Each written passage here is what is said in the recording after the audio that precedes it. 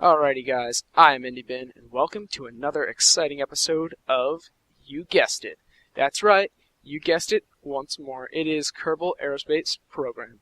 Okay, so in this episode we are taking a break from the high-speed line of aircraft and instead replacing it with this fun little gadget. It is fun and it is little and it is a gadget. This thing is in fact the Microglider. It runs purely on one ion engine and has no landing gear. That was the biggest challenge that I had while trying to build a glider that can run on an ion engine in the atmosphere. Now, the landing gear each weigh quite a bit, and you need pretty much 3 in order to make your craft stable. So, doing that all on an ion engine, that's just way too much weight to sustain yourself. So we're going to go ahead, keep the brakes on, and go ahead and time warp until it is nice and daytime. Shoot, I overshot it just a tiny bit. Come on. Daytime. There we go. Perfect. Look at all that light. I'm loving it. So we're going to go ahead and start the launch process. Without our brakes perfectly. Goodness. Alright, let's go ahead and speed up just a little. And we can launch.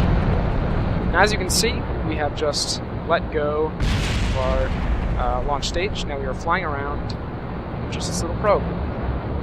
Okay, so, very important thing to note on this is that I don't think it can sustain itself on electric charge. Or, well, it can, but the issue being that the restricting factor is, for the most part, electric charge. It has plenty of xenon to go for a very, very long time. Okay, now, as you may or may not have noticed, the wings are sort of slanted upwards so that it can catch the air and fly stably without always having to pitch up and lose altitude, or lose velocity, you know what I mean. So turning for this thing is probably a pain in the ass. It's just kind of tricky, because you wind up using a lot of your kinetic energy, which is tricky, especially when you're running on not so much from just a tiny little engine, and you wind up using electric charge since you're no longer facing the sun as directly as possible. That's why I do have these on the bottom, but I have to keep my weight pretty low because of the low amounts of thrust. Fortunately, it is also very, very agile, as it does not have much mass, and it is using quite a bit of lift for that mass. It feels just like a paper airplane, to be honest, and it flies very nicely. It also, the fuel, it has plenty of fuel. Satan's number, oh, never mind, it's all good. But it has plenty of fuel to fly for a very, very long time. Unfortunately, nighttime is pretty much out of the question. Let's go ahead and do a little bit of a loop-de-loop sort of thing.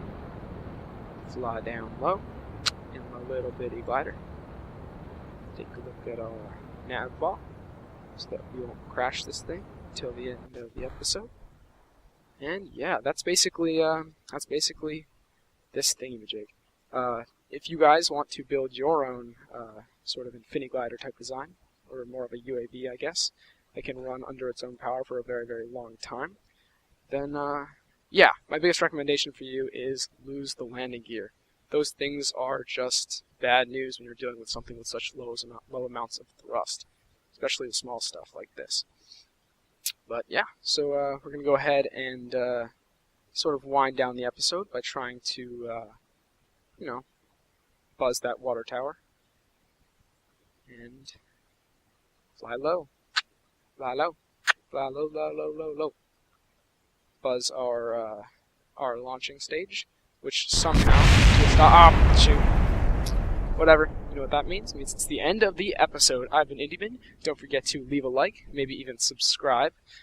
Comments are always great. And don't forget to also, if you are inclined, to share your own creations with me so that I have even more craft to share and show off. If you've liked the episode, god damn it, whatever. You know what I mean. See you next episode. Bye.